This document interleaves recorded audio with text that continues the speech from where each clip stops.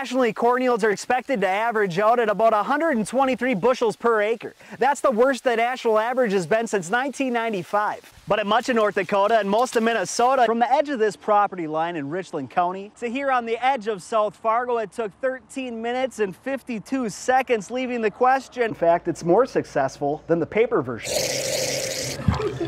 If more bars would give it a shot, management here says this electronic gambling, how fun is this?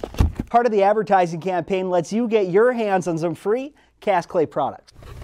Just drink some milk, take a picture of your newly acquired stash, and they'll send you a coupon. It's just a really tough situation for absolutely everyone involved. Right now, Alexis and her family, each one of these top producers is equipped with a water bed. 14 gallons underneath my feet, and they have about 70 stalls, all for their top producers. Just like many of those students and the parents, they're chock full of anxiety, but therapists say that it's common, it's normal, and it can absolutely be dealt with. The new bill proposal would be a major game changer. All these cages would have to be bigger, deeper, wider. They'd need to have a perch in them. They'd also need to have a scratch pad. And for 1.4 million birds, that's a huge upgrade. The price for a pound of apples could double within the next couple of months. But this is bittersweet news because the quality hasn't been compromised. Buzzing through downtown Fargo, you want to take in all the sights and sounds, and sometimes the back seat, it's the best spot for that. But one thing I do know about them is that they're very, very slow, and it's at this time of year that they work their way out of the ditches and hit the road. Again, the intruder had already left, but only had a 3-minute jump on authorities, which makes you wonder why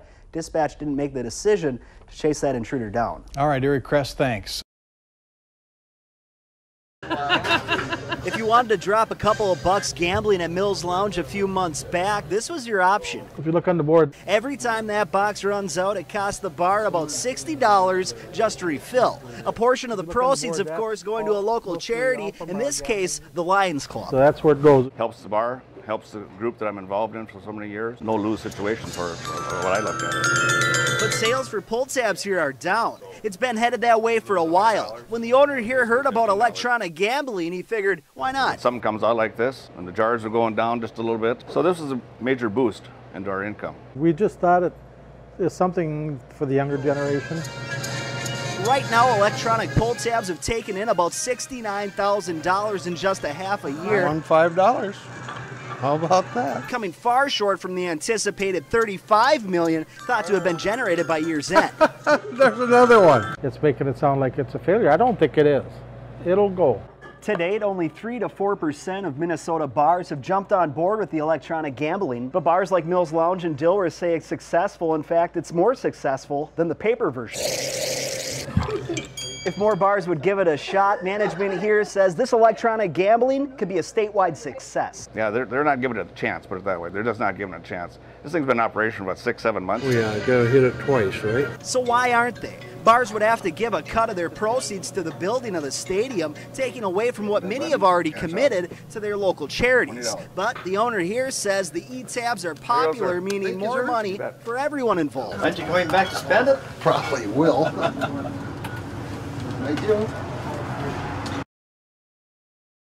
If you like and get your eggs from a Hornbacher's store, there's a good chance they come from here.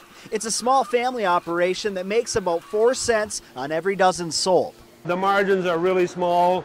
We have a lot of capital invested, so it's not for anybody that wants to put some chickens in. More power to them. I'll encourage them, but they better not expect great big returns on it.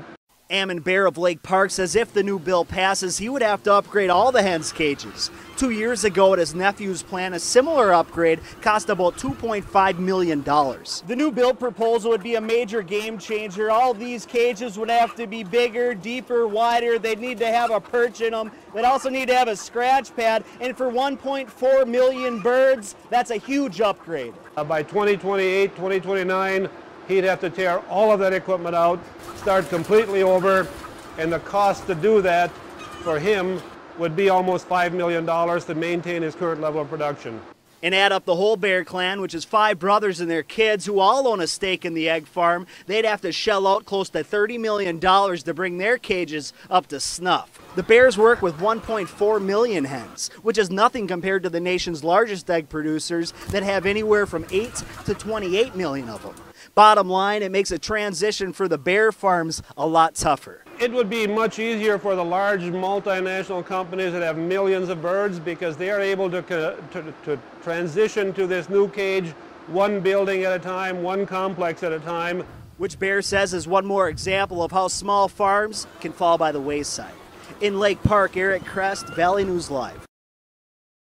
There's mold in my apartment. It took me a year to get my heater fixed. And his door been kicked in like 4 months ago. Bird poop all upstairs. Many folks renting have gripes with their landlord, but when we went to check out this place, owned by Gill's Investment off of Broadway in downtown Fargo, we saw things that just stood out. Such as the mailboxes. I asked them why aren't there any covers over the mailboxes to protect people's mail from being stolen. The toilet wasn't working, and then it leaked downstairs, so he fixed it. But I try to make it, homey as possible.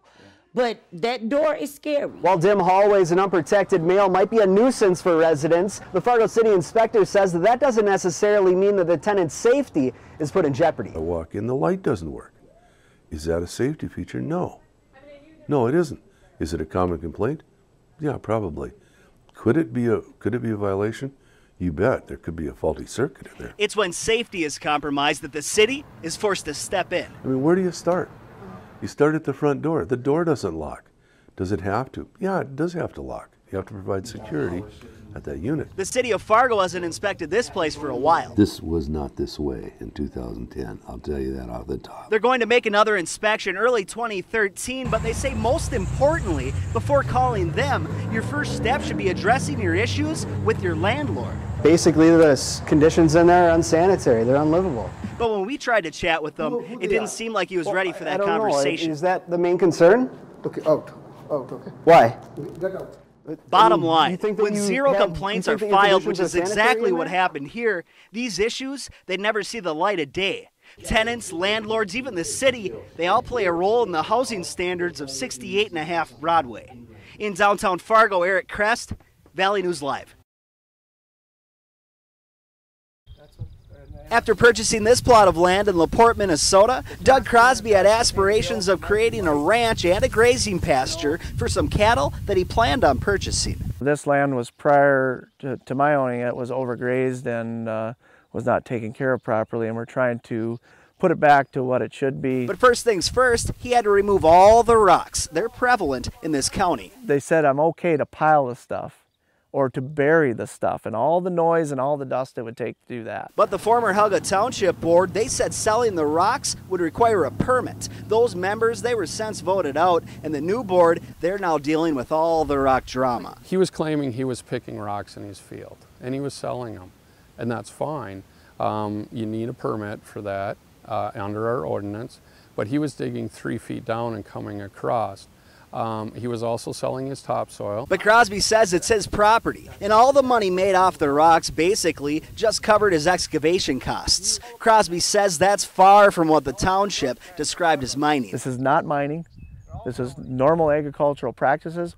We just chose to use some bigger equipment to get it done faster. And the other farmers in the area are asking the same question Crosby is, why can't the rocks be sold? And I think the real issue here is that somebody was probably afraid somebody might make a buck. And so they thought they needed a permit. But Crosby wasn't willing to budge or purchase a $2,000 permit. If they're allowed to do this to one farmer, where are they going next? He can cite 3 Supreme Court cases out of the Midwest that he believes will back him up. One in Iowa, one in Illinois, one in Nebraska, which the Supreme Courts in those states came down and said that rocks out of a farm field or a ranch are the sole property of that landowner and can be dissolved of, either sold or disposed of without permit or licensure. I think they're jealous of the fact that Doug had the ability to get somebody to take the rocks. Whether he makes $1 or $1 million off of them is none of their business. So after the township forced Crosby to halt the work at his ranch for 60 days, he decided he was going to sue him. So other farmers don't find themselves in the same situation between a rock and a hard place. I'm not going to stop. I will sell, I will find the money, whatever I got to do to correct this wrong so that no other farmer has to go through with this. In Helga Township, Eric Crest, Valley News Live.